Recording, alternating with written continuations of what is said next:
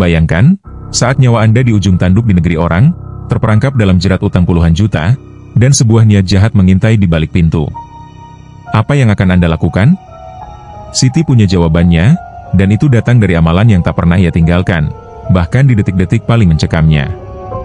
Assalamualaikum warahmatullahi wabarakatuh, Sobat Inspirasi. Selamat datang di Langitan, tempat di mana kita menyelami lautan hikmah dari kisah-kisah nyata yang luar biasa. Di sini, setiap cerita yang kami sajikan adalah saduran dari kejadian nyata. Untuk menjaga privasi dan kenyamanan semua pihak, lokasi dan nama-nama di dalamnya kami samarkan. Namun, pesan dan kekuatan inspirasinya, kami jamin, akan sampai ke hati Anda. Siap untuk merasakan setiap emosi, belajar dari setiap perjuangan, dan menemukan harapan baru. Pastikan Anda subscribe channel Langitan ini sekarang juga, nyalakan loncengnya biar tidak ketinggalan kisah-kisah inspiratif terbaru dari kami, dan jangan lupa bagikan ke teman-teman serta keluarga yang membutuhkan semangat. Pastikan tonton sampai akhir, karena di akhir kisah ini kami rutin memberikan ijazah amalan khawas dari para arif billah Nusantara yang sudah terbukti ampuh dan diijazahkan turun-temurun. Selamat menyaksikan kisah inspiratif ini. Pagi itu, udara di Ciledug, Bandung, masih terasa dingin, menusuk hingga ke tulang sumsum. Namun, di dalam rumah kontrakan kecil berukuran 3x4 meter, Siti sudah terjaga. Bukan oleh alarm ponsel jadulnya, melainkan oleh panggilan jiwa yang tak pernah ia abaikan. Jam di dinding menunjukkan pukul 6.30 WIB, waktu yang tepat untuk menunaikan janji spiritualnya. Ia meraih mukena lusuh berwarna putih gading, dan di atas sajadah tipis yang sudah pudar motif batiknya, Siti memulai 2 rakaat salat duha. Setiap gerakan rukuk dan sujud, setiap lafaz yang terucap lirih dari bibirnya adalah permohonan tulus. Permohonan untuk melunasi utang suaminya, Budi, yang membengkak bak gunung es, utang yang mengancam akan menenggelamkan masa depan kedua anak mereka yang masih kecil. Jumlahnya tak main-main, lebih dari 50 juta rupiah. Suami Siti terpaksa meminjam sana-sini setelah bisnis kecilnya. Sebagai agen sembako, bangkrut total diterpa badai pandemi yang tak terduga. Siti bukanlah orang yang punya banyak kenalan penting, apalagi harta benda berlimpah.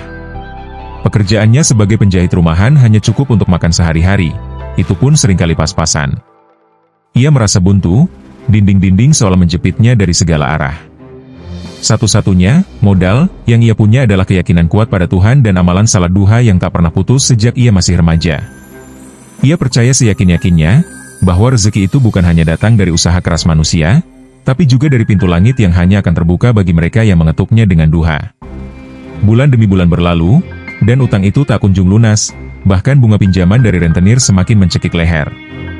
Ada kalanya Siti merasa ingin menyerah, membiarkan takdir menentukan. Air matanya sering menetes deras di atas sajadah, membasahi kain mukenanya yang basah oleh peluh duha dan air mata keputusasaan. Ia sempat berpikir, apakah amalan ini tak ada artinya lagi? Mengapa pertolongan MU tak kunjung datang? Ya Allah! Namun, setiap kali keraguan itu menyelinap, sebuah kekuatan tak kasat mata seolah mendorongnya untuk terus bangkit, terus bersimpuh di waktu duha. Ia terus berdoa dengan kesabaran luar biasa. Ya Allah, Zat yang maha mengabulkan doa, bukalah pintu rezeki MU untuk kami. Dari arah mana saja yang tidak kusangka-sangka, dari setiap penjuru bumi dan langit MU. Kehidupan keluarga Siti dan Budi berubah drastis setelah pandemi menghantam. Bisnis kecil Budi yang menjadi tulang punggung keluarga mendadak kolaps. Barang-barang sembako menumpuk di gudang kecil mereka, pembeli menghilang entah kemana, dan seluruh modal ludes tak bersisa. Demi menutupi kerugian, membayar sewa kontrakan yang selalu jatuh tempo, dan yang terpenting, memastikan anak-anak mereka tetap bisa makan, Budi terpaksa meminjam uang dari berbagai pihak. Ada rentenir berwajah bengis dengan bunga mencekik, ada pula teman-teman lama yang kini mulai menagih dengan nada tak sabar, bahkan bernada mengancam. Surat-surat tagihan dengan stempel merah menumpuk di meja makan, menjadi hantu yang menghantui setiap malam Siti. Di tengah keputusasaan yang melanda, Siti tak punya banyak hal untuk dipegang. Tidak ada sanak saudara kaya yang bisa diandalkan, tidak ada tabungan yang tersisa. Satu-satunya modal yang ia punya adalah keyakinan kuat pada Allah Subhanahu wa Ta'ala dan amalan salat duha yang tak pernah putus. Sejak ia masih kecil, almarhumah ibunya selalu mengajarkan keutamaan salat sunnah ini sebagai kunci pembuka pintu rezeki dari Allah. Setiap pagi, setelah pekerjaan rumah tangga selesai dan matahari mulai menampakkan sinarnya, ia selalu menyempatkan diri untuk bersimpuh di atas sajadah, memohon pertolongan pada Sang Pencipta alam semesta. Ya Allah, bisiknya dalam sujud panjangnya, "Engkau maha kaya, bukalah pintu rezeki MU untuk kami."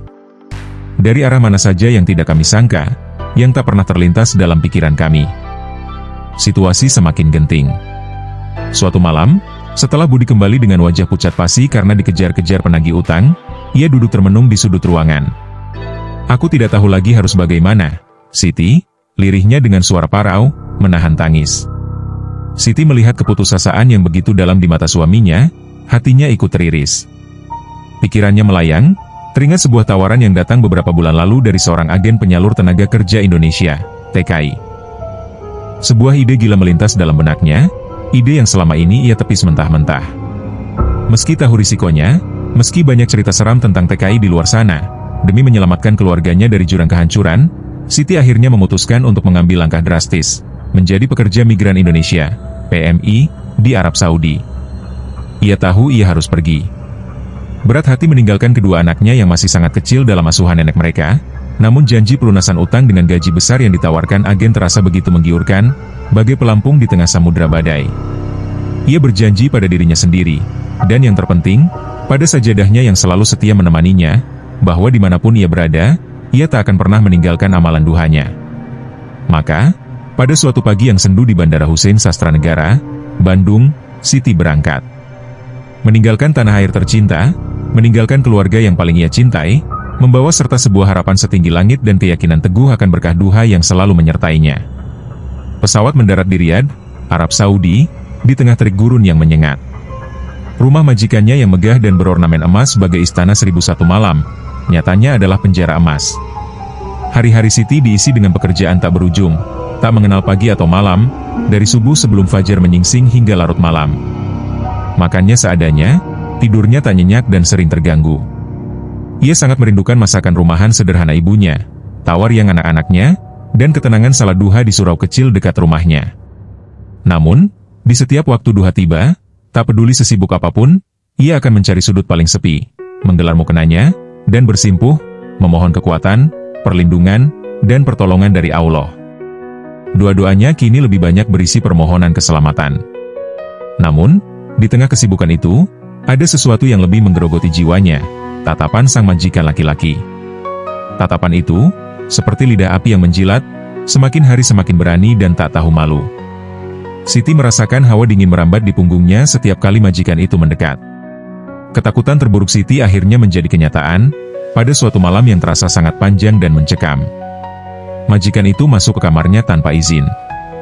Jantung Siti berdebar kencang, memukul-mukul dadanya. Suaranya tercekat di tenggorokan, ia tak bisa berteriak. Ia mencoba melawan, mendorong, namun tenaganya tak sebanding. Saat ia merasa semuanya akan berakhir, sebuah ide gila melintas di benaknya, sebuah tindakan nekat yang mungkin akan mengubah segalanya, atau justru menguburnya lebih dalam lagi. Matanya melirik ke sudut kamar, ke arah sebuah vas bunga keramik yang lumayan berat dan berukuran sedang, menjadi satu-satunya benda yang bisa ia jangkau. Dengan sisa tenaga dan keberanian yang entah datang dari mana, Siti meraih vas itu. Bukan untuk memukul sang majikan, ia tahu itu hanya akan memperburuk keadaan dan membahayakan dirinya sendiri. Ia justru menjatuhkannya ke lantai sekuat tenaga. Perang! Suara pecahan keramik yang memekakan telinga menggelegar di seluruh rumah yang sunyi, memecah kesunyian malam yang mencekam itu. Seketika, majikannya terkesiap, terkejut oleh suara keras itu, kehilangan momentumnya. Di tengah kebingungan dan keterkejutan majikan, Siti punya waktu sepersekian detik. Ia segera melarikan diri keluar kamar, berteriak meminta tolong sekuat tenaga, memanggil-manggil nama istri majikan. Teriakan itu, ditambah suara pecahan vas yang memekakan telinga, berhasil membangunkan istri majikan dan anak-anaknya yang sedang tidur lelap. Situasi mendadak menjadi kacau balau. Majikan itu panik, takut reputasinya hancur di mata keluarga dan kerabatnya. Ia buru-buru menarik Siti kembali ke dalam, membungkam mulutnya, dan berjanji akan memberikan sejumlah uang tutup mulut yang sangat besar asal Siti tidak menceritakan kejadian memalukan ini kepada siapapun. Malam itu berakhir dengan Siti yang gemetar di kamarnya, hatinya remuk redam, namun ia berhasil selamat. Keesokan harinya, majikan itu datang dengan wajah pucat pasi dan penuh penyesalan, atau mungkin lebih tepatnya ketakutan. Ia tak mau insiden memalukan itu bocor kemana-mana, apalagi sampai terdengar oleh kerabat atau polisi. Ia menawarkan Siti sejumlah uang yang sangat besar, berlipat-lipat dari gaji yang dijanjikan, sebagai kompensasi dan agar Siti segera kembali ke Indonesia tanpa banyak pertanyaan atau tuntutan. Siti terkejut tak percaya. Jumlah itu lebih dari cukup untuk melunasi seluruh utang suaminya, Budi. Awalnya ia ragu, benarkah ia harus menerima uang hasil dari kejadian memilukan ini? Hatinya bergejolak antara rasa takut, jijik, dan sebuah secercah harapan.